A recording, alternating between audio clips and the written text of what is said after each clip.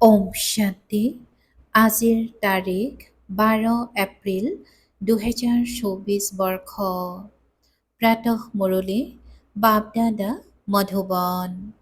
আজিৰ পিতাৰ অমৃতবাণী হৈছে, মৰমৰ সন্তানসকল, পিতাৰ মৰমটো সকলো সন্তানৰ প্ৰতি আছে, কিন্তু যিসকলে পিতাৰ ৰায় তৎক্ষণাৎ মানি লয় তেওঁলোকৰ প্ৰতি আকৰ্ষিত হয়। গুণৱান সন্তানে মৰম আকৰ্ষিত কৰে।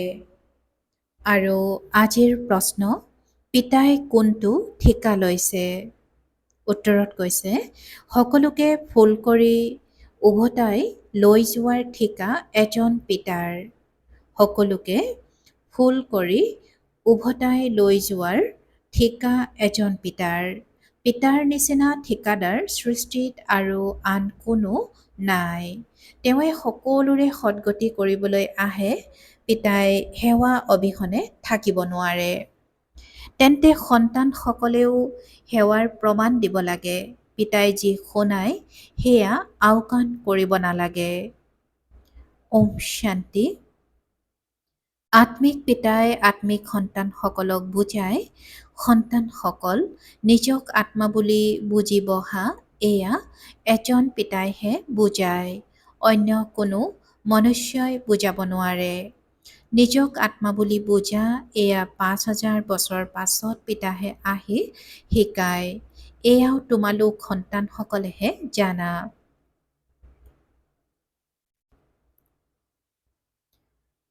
কোনেও গম নাপায় যে এতিয়া পুৰুষোত্তম সংগম যুগ।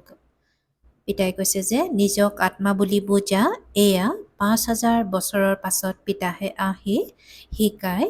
এয়াও তোমালোক সন্তানসকলেহে জানা। কোনেও গম নাপায় যে এতিয়া পুৰুষোত্তম সংগম যুগ। তোমালোক সন্তানসকলৰ এইটো স্মৃতিত থাকিব লাগে যে আমি পুৰুষোত্তম সংগম যুগত আছো। এয়াও মনমনা ভৱই হয়। পিতাই কয়, মোক স্মৰণ কৰা, কিয়নো এতিয়া উভতি যাব লাগে।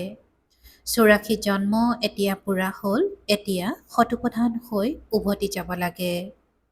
কোনোবাইতো একেবাৰেই স্মৰণ নকৰে। পিতাইতো প্ৰত্যেকৰে পুৰুষাৰ্থক ভালকৈ জানে। তাৰ ভিতৰতো বিশেষকৈ যিসকল ইয়াত আছে অথবা বাহিৰত আছে, বাবাই জানে, যদিও ইয়াত বহি চাওঁ, কিন্তু যিসকল মৰমৰ সেৱাধাৰী সন্তান আছে, স্মৰণ তেওঁলোকক কৰোঁ। তেওঁলোককেই চাওঁ। এই পাহ কেনেধৰণৰ ফুল, এওঁৰ কি কি গুণ আছে। পিতাই কৈছে যে বাবাই জানে যদিও ইয়াত বহি চাওঁ, কিন্তু যিসকল মৰমৰ সেৱাধাৰী সন্তান আছে, স্মৰণ তেওঁলোকক কৰোঁ। তেওঁলোককে চাওঁ, এই পাহ কেনেধৰণৰ ফুল, এওঁৰ কি কি গুণ আছে। কিছুমান এনেকুৱাও আছে যাৰ কোনো গুণ নাই। পিতাই কৈছে যে কিছুমান এনেকুৱাও ফুল আছে যাৰ কোনো গুণ নাই। এতিয়া এনেকুৱা সকলক বাবাই চাই কি কৰিব? পিতাটো হৈছে চুম্বক, পবিত্ৰ আত্মা, গতিকে নিশ্চয় আকৰ্ষণ কৰিব। কিন্তু বাবাই ভিতৰি জানে, পিতাই নিজৰ গোটেই খতিয়ান জনায়। গতিকে সন্তানসকলেও জনাব লাগে। পিতাই কয়, মই তোমালোকক বিশ্বৰ মালিক কৰি তুলিবলৈ আহিছোঁ। আকৌ যিয়েই যেনেকুৱা পুৰুষাৰ্থ কৰিব, যি পুৰুষাৰ্থ কৰে সেয়াও গম পাব লাগে। বাবাই লিখে, সকলোৰে বৃত্তিৰ বিষয়ে লিখি পঠিওৱা অথবা তেওঁলোকৰ দ্বাৰা লিখি পঠিওৱা। যিসকল তৎপৰ বিচাৰ বুদ্ধি সম্পন্ন ব্ৰাহ্মণী, তেওঁলোকে সকলোবোৰ তেওঁলোকৰ দ্বাৰা লিখাই পঠিয়াই দিয়ে। যি কাম কৰে, কিমান উপাৰ্জন হয়, পিতাই নিজৰ বিষয়ে সকলো শুনায় আৰু সৃষ্টিৰ আদি মধ্য অন্তৰ জ্ঞান শুনায়। তেওঁ সকলোৰে অৱস্থাৰ বিষয়ে জানে। অনেক প্ৰকাৰৰ ভিন্ন ভিন্ন ফুল আছে নহয়। এটি এটি ফুল দেখুৱাই চোৱা, কেনেকুৱা অভিজাত ফুল। এতিয়া এনেকুৱা সুবাস, যেতিয়া পূৰ্ণ ৰূপত ফুলি যাব, তেতিয়া অতি উত্তম সুবাস হৈ যাব। তোমালোকো এই লক্ষ্মী নাৰায়ণৰ দৰে লায়ক হৈ যাবা। পিতাই কৈছে যে তোমালোকো এই লক্ষ্মী নাৰায়ণৰ দৰে লায়ক হৈ যাবা। গতিকে পিতাই চাই থাকে এনেকুৱা নহয় যে সকলোকে শক্তিৰ কিৰণ দিয়ে, যি যেনেকুৱা তেনেকৈয়ে আকৰ্ষণ কৰে। যাৰ কোনো গুণ নাই তেওঁ কি আকৰ্ষণ কৰিব? এনেকুৱাসকল তালৈ গৈ পাই পইচাৰ পদ পাব। বাবাই প্ৰত্যেকৰে গুণ গায় আৰু মৰমো কৰে। মৰমত দুচকু সেমেকি উঠে।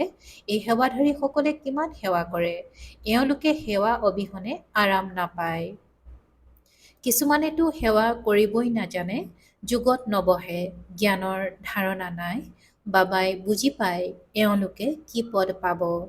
কোনো লুকাই থাকিব নোৱাৰে। যিসকল সন্তান ভাল বুদ্ধিমান, সেৱা কেন্দ্ৰ চম্ভালে, তেওঁলোকে প্ৰত্যেকৰে খতিয়ান পঠিয়াব লাগে। তেতিয়া বাবাই বুজিব যে কিমানলৈকে পুৰুষাৰ্থী হয়। বাবাটো হৈছে জ্ঞানৰ সাগৰ, সন্তানসকলক জ্ঞান দিয়ে। কোনে কিমান জ্ঞান ধাৰণ কৰে, গুণৱান হয়, সেয়া তৎক্ষণাৎ গম পাই যায়। বাবাৰ মৰম সকলোৰে প্ৰতি আছে। ইয়াৰ ওপৰত এটি গীত আছে, তোমাৰ কাঁইটৰ প্ৰতিও মৰম, তোমাৰ ফুলৰ প্ৰতিও মৰম। ক্ৰমানুসৰিতো হয়ে। গতিকে পিতাৰ প্ৰতি কিমান ভাল মৰম থকা উচিত। বাবাই কি যি কয় সেয়া তৎক্ষণাৎ কৰি দেখুৱাব লাগে। তেতিয়া বাবাইও বুজিব যে বাবাৰ প্ৰতি মৰম আছে। তেওঁলোক আকৰ্ষিত হ'ব। পিতাৰ এনেকুৱা আকৰ্ষণ আছে যে একেবাৰে লিপিত খাই ধৰিব। কিন্তু যেতিয়ালৈকে মামৰ আঁতৰি নাযায় তেতিয়ালৈকে আকৰ্ষিত নহ'ব। এজন এজনক চাওঁ। বাবাক সেৱাধাৰী সন্তান লাগে। বাবাক সেৱাধাৰী সন্তান লাগে। পিতাটো সেৱাৰ বাবেই আহে, পতিতসকলক পাৱন কৰি তোলে। এয়া তোমালোকে জানা। জগতৰ লোকে নাজানে, কিয়নো এতিয়া তোমালোক সংখ্যাত বৰ তাকৰ। যেতিয়ালৈকে যুগযুক্ত নহ'ব তেতিয়ালৈকে আকৰ্ষিত নহ'ব। সেইটো পৰিশ্ৰম বহুত কম সংখ্যকে কৰে। কিবা নহয় কিবা কথাত ওলমি থাকে। এয়া তেনেকুৱা সৎ সংগ নহয় যে যি শুনিলে তাকে সত্য সত্য বুলি কয়। সকলো শাস্ত্ৰৰ শিৰোমণি হৈছে একমাত্ৰ গীতা। গীতাতে ৰাজযোগৰ কথা আছে। বিশ্বৰ মালিকটো পিতাই হয়। সন্তানসকলক কৈ থাকোঁ যে গীতাৰ দ্বাৰাই প্ৰভাৱ বিস্তাৰ হ'ব। কিন্তু ইমানখিনি শক্তিও থাকিব লাগে। যোগ বলৰ ভাল তীক্ষ্ণতা থকা উচিত, যি ক্ষেত্ৰত তোমালোক বহুত দুৰ্বল। এতিয়া অলপ সময় আছে। এনেকৈ কয়, তুমি মিঠা হ'লে আনেও তোমাক মিঠা ব্যৱহাৰ কৰিব। মোক মৰম কৰিলে তেতিয়া ময়ো মৰম কৰিম। পিতাই কৈছে যে যোগ বলৰ ভাল তীক্ষ্ণতা থকা উচিত, যি ক্ষেত্ৰত তোমালোক বহুত দুৰ্বল। এতিয়া অলপ সময় আছে। এনেকৈ কয় যে তুমি মিঠা হ'লে আনেও তোমাক মিঠা ব্যৱহাৰ কৰিব। মোক মৰম কৰিলে তেতিয়া ময়ো মৰম কৰিম। এয়া হ'ল আত্মাৰ মৰম। এজন পিতাৰ স্মৃতিত থাকা। এই স্মৃতিৰ দ্বাৰাই বিকৰ্ম বিনাশ হ'ব। কিছুমানেতো একেবাৰে স্মৰণ নকৰে। পিতাই কৈছে যে কিছুমান সন্তানে একেবাৰে স্মৰণ নকৰে। পিতাই বুজায়, ইয়াত ভক্তিৰ কথা নাই, এয়া বাবাৰ ৰথ। এওঁৰ দ্বাৰা শিৱ বাবাই পঢ়ায়। শিৱ বাবাই নকয় যে মোৰ ভৰি ধুই জলপান কৰা। বাবাইতো হাত লগাবলৈও নিদিয়ে। এয়া হৈছে পঢ়া। হাত লগালে কি হ'ব? পিতাটো হৈছে সকলোৰে সদ্গতি কৰোঁতা। কুটিৰ মাজত কোনোবাইহে এই কথাবোৰ বুজি পায়। যিসকল কল্প পূৰ্বৰ হ'ব তেওঁলোকেহে বুজিব। ভোলানাথ পিতা আহি খোজা মাতাসকলক জ্ঞান দান কৰি উচ্চ স্থানলৈ আনে। পিতাই কৈছে যে যিসকল কল্প পূৰ্বৰ হ'ব তেওঁলোকেহে বুজিব। ভোলানাথ পিতা আহি খোজা মাতাসকলক জ্ঞান দান কৰি উচ্চ স্থানলৈ আনে। পিতাই একেবাৰে উচ্চত মুক্তি আৰু জীৱন মুক্তিত লৈ যায়। পিতাই কেৱল কয়, বিকাৰ ত্যাগ কৰা। ইয়াক লৈয়ে হুলস্থুল হয়। পিতাই বুজায়, নিজক চোৱা, মোৰ কি কি অৱগুণ আছে। বেপাৰী লোকে নিতৌ নিজৰ লাভ লোকচানৰ খতিয়ান উলিয়ায়। তোমালোকেও খতিয়ান ৰাখা যে কিমান সময় অতিকৈ মৰমৰ বাবা। তোমালোকেও খতিয়ান ৰাখা যে কিমান সময় অতিকৈ মৰমৰ বাবা যিয়ে আমাক বিশ্বৰ মালিক কৰি তোলে তেওঁক স্মৰণ কৰিলোঁ। তেতিয়া দেখিবা কমকৈ স্মৰণ কৰিলে নিজৰেই লাজ লাগিব যে এনেহেন বাবাক মই স্মৰণেই নকৰিলোঁ। আমাৰ বাবা সকলোতকৈ অপূৰ্ব। স্বৰ্গও গোটেই সৃষ্টিতেই অপূৰ্ব। তেওঁলোকেতো স্বৰ্গৰ লাখ লাখ বছৰ বুলি কৈ দিয়ে আৰু তোমালোকে ৫,০০০ বছৰ বুলি কোৱা। কিমান দিন আৰু ৰাতিৰ পাৰ্থক্য আছে। যিসকল বহুত পুৰণি ভক্ত তেওঁলোকৰ প্ৰতি বাবা উৎসৰ্গিত হৈ যায়। বহুত ভক্তি কৰিলে নহয়, বাবাই অৰ্থাৎ ব্ৰহ্মাই এইটো জন্মতো গীতা পঢ়িছিল আৰু নাৰায়ণৰ চিত্ৰও ৰাখিছিল। লক্ষ্মীক দাসত্বৰ পৰা মুক্ত কৰি দিলে গতিকে কিমান আনন্দিত হৈ থাকে। যেনেকৈ আমি এই শৰীৰ ত্যাগ কৰি সত্যযুগত অন্য শৰীৰ ল'ম, তেনেকৈ বাবাও আনন্দিত হৈ থাকে যে মই ৰাজকুমাৰ হ'মগৈ। পুৰুষাৰ্থও কৰাই থাকে। বিনা পৰিশ্ৰমেৰে কেনেকৈ হ'ব? তোমালোকেও ভালকৈ পিতাক স্মৰণ কৰিলে তেতিয়া স্বৰ্গৰ উত্তৰাধিকাৰ প্ৰাপ্ত কৰিবা। কিছুমানেতো নপঢ়েই, দৈবী গুণো ধাৰণ কৰে, খতিয়ানেই নাৰাখে। খতিয়ান সদায় তেওঁলোকেহে ৰাখিব যিসকল উচ্চ হ'বলগীয়া হ'ব। নহ'লেতো কেৱল দেখুৱাবৰ কাৰণে কৰিব, ১৫ৰ পৰা ২০ দিনৰ পাছত লিখিবলৈ এৰি দিয়ে। ইয়াততো পৰীক্ষা আদি সকলো গুপ্ত। প্ৰত্যেকৰে যোগ্যতাক পিতাই জানে।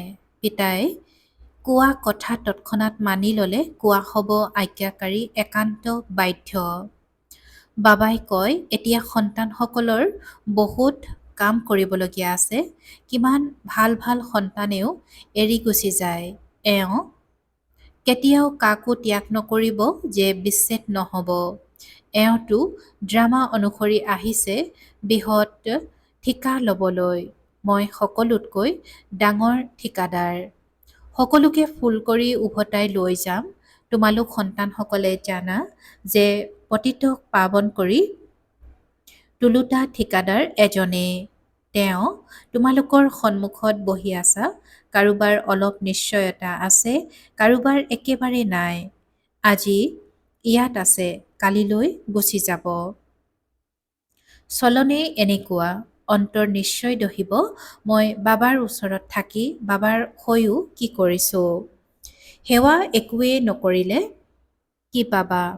ৰুটি সেকা, ব্যঞ্জন ৰন্ধা এয়াতো আগতেও কৰিছিলা। পিতাই কৈছে যে সেৱা একোৱেই নকৰিলে কি পাবা? ৰুটি সেকা, ব্যঞ্জন ৰন্ধা এয়াতো আগতেও কৰিছিলা। নতুন কাম কি কৰিলা? সেৱাৰ প্ৰমাণ দিব লাগে। ইমানক মাৰ্গদৰ্শন কৰিলোঁ। এই ড্ৰামাখন বৰ বিস্ময়কৰভাৱে ৰচি থোৱা হৈছে। পিতাই কৈছে যে এই ড্ৰামাখন বৰ বিস্ময়কৰভাৱে ৰচি থোৱা হৈছে। যি হৈ আছে তোমালোকে বাস্তৱত দেখি আছা। শাস্ত্ৰবোৰততো শ্ৰীকৃষ্ণৰ চৰিত্ৰ লিখি দিছে, কিন্তু চৰিত্ৰ হৈছে একমাত্ৰ পিতাৰ। তেওঁৱে সকলোৰে সদ্গতি কৰে। এওঁৰ দৰে চৰিত্ৰ আন কাৰো হ'ব নোৱাৰে। চৰিত্ৰটো নিশ্চয় ভাল হ'ব লাগে। বাকী কাৰোবাক পলুৱাই নিয়া এয়া কোনো চৰিত্ৰ নহয়। একমাত্ৰ পিতাই হৈছে সকলোৰে সদ্গতি কৰোঁতা।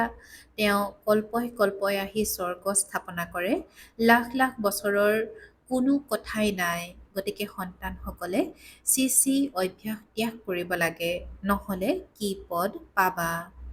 প্ৰেমিকো গুণ দেখিহে প্ৰেমত পৰিব, নহয় জানো? প্ৰেমিক তেওঁলোকৰ প্ৰেমত পৰিব যিসকলে তেওঁৰ সেৱা কৰিব।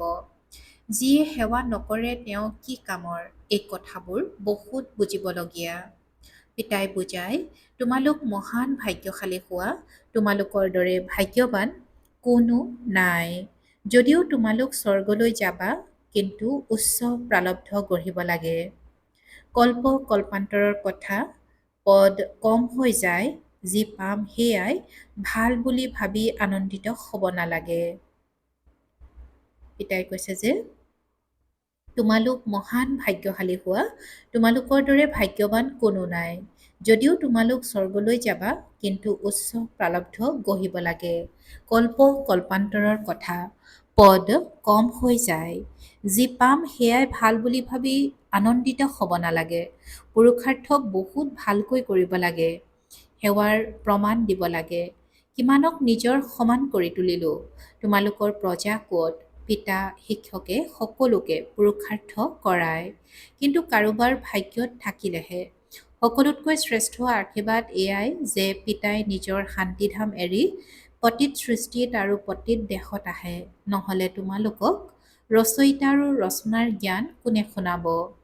এইটো কাৰো বুদ্ধিত ধাৰণ নহয় যে সত্যযুগত ৰাম ৰাজ্য আৰু কলিযুগত ৰাৱণ ৰাজ্য। ৰাম ৰাজ্যত এখনেই ৰাজ্য আছিল। ৰাৱণ ৰাজ্যত অনেক ৰাজ্য আছে। সেইকাৰণে তোমালোকে সোধা নৰকবাসী হয় নে স্বৰ্গবাসী? কিন্তু মনুষ্যই এইটো নুবুজে যে আমি ক'ত আছোঁ। এয়া হৈছে কাঁইটৰ জংঘল।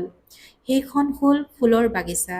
গতিকে এতিয়া পিতা, মাতা আৰু অন্য সন্তানসকলক অনুসৰণ কৰিব লাগে। তেতিয়াহে উচ্চ হ'ব পাৰিবা। পিতাই বুজাইতো বহুতেই, কিন্তু কোনোবা বুজোতাইহে বুজিব। কিছুমানেতো শুনি লৈ ভালকৈ বিচাৰ সাগৰ মন্থন কৰে। কিছুমানে বাবাই শুনোৱাৰ কথাবোৰ আওকাণ কৰে। য'তে ত'তে লিখা আছে, শিৱ বাবা স্মৃতিত আছেনে? তেতিয়া উত্তৰাধিকাৰো স্মৃতিলৈ আহিব। দৈবী গুণ থাকিলে দেৱতা হবাগৈ। যদি ক্ৰোধ থাকে, আখুৰি অৱগুণ থাকে, তেন্তে উচ্চ পদ পাব নোৱাৰিবা। পিতাই যিটো স্পষ্ট কৰি কৈছে যে যদি ক্ৰোধ থাকে, আখুৰি অৱগুণ থাকে, তেন্তে উচ্চ পদ পাব নোৱাৰিবা। তাত কোনো ভূত নাথাকে। ৰাৱণেই নাই, গতিকে ৰাৱণৰ ভূত ক'ৰ পৰা আহিব? দেহ, অভিমান, কাম, ক্ৰোধ এইবোৰ হ'ল ডাঙৰ ভূত। এইবোৰ দূৰ কৰাৰ একমাত্ৰ উপায় হ'ল বাবাৰ স্মৃতি। বাবাৰ স্মৃতিৰেহে সকলো ভূত দূৰ হৈ যাব। ভাল বাৰু। অতি মৰমৰ কল্পৰ পাছত পুনৰাই মিলিত হোৱা সন্তানসকলৰ প্ৰতি মাতা পিতা, বাপ দাদাৰ স্নেহপূৰ্ণ স্মৰণ আৰু সুপ্ৰভাত। আত্মিক পিতাৰ আত্মিক সন্তানসকলক নমস্কাৰ। আৰু আত্মিক সন্তানসকলৰ আত্মিক মাত পিতা আৰু বাপ দাদাৰ প্ৰতি স্নেহপূৰ্ণ স্মৰণ আৰু সুপ্ৰভাত আৰু নমস্কাৰ নমস্কাৰ নমস্কাৰ। ৰাত্ৰিৰ ক্লাছ। বহুত সন্তানৰ অন্তৰে বিচাৰে যে আমিও আনক নিজৰ সমান কৰি তোলাৰ সেৱা কৰোঁ, নিজৰ প্ৰজা তৈয়াৰ কৰোঁ। যেনেকৈ আমাৰ অন্য ভাতৃসকলে সেৱা কৰে, আমিও তেনেকৈ কৰোঁ। মাতাসকল সংখ্যাত অধিক, কলহো মাতাসকলকে দিয়া হৈছে। বাকী এয়া হৈছে প্ৰবৃত্তি মাৰ্গ। দুয়োৱে লাগে নহয়। বাবাই সোধে, কিমান সন্তান আছে? চাই সঠিক উত্তৰ দিয়ে নে নিদিয়ে।